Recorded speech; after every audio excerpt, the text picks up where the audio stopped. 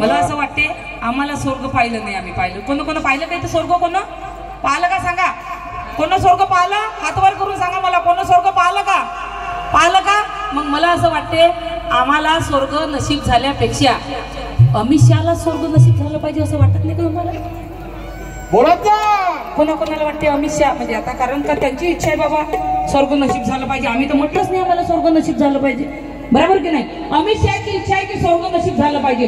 कोणाकोणाला अमित शहाला स्वर्ग नशीब झालं पाहिजे म्हणून श्रद्धांजली देण्यासाठी कोण कोण उभं राहणार आहे? लवकर उभे राहा आपल्या जागेवर. कोणाकोणाला असं वाटतं की अमित शहाला आम्ही श्रद्धांजली दिली पाहिजे? हा, क्या बात है, ये है बाबासाहेब के बंदे. जेवढे सर्व आपापल्या जागेवर उभे व्हा, एका मिनिटाची अमित शहाला श्रद्धांजली देऊया आपण. सर्व जेवढे आहेत तेवढे आपापल्या जागेवर पटापट फटाफट हो.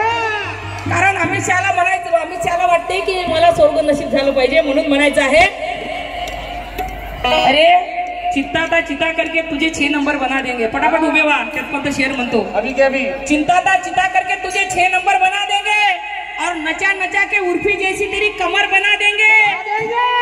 अमित शाह तू हमसे ना भिड़ियो, अमित शाह तू हमसे ना भिड़ियो. फिर से अगर गलती की तो माँ कसम ये जेबी वाले तेरा कचुम्बर बना देंगे.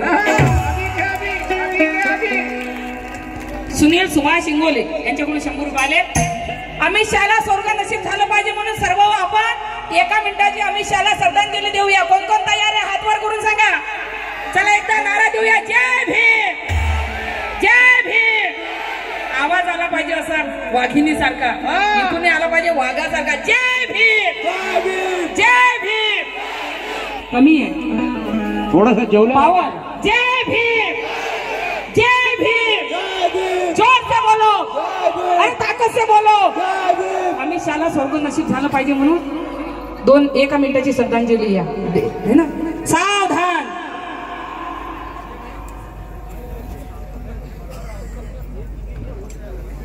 गेला अमित शहा.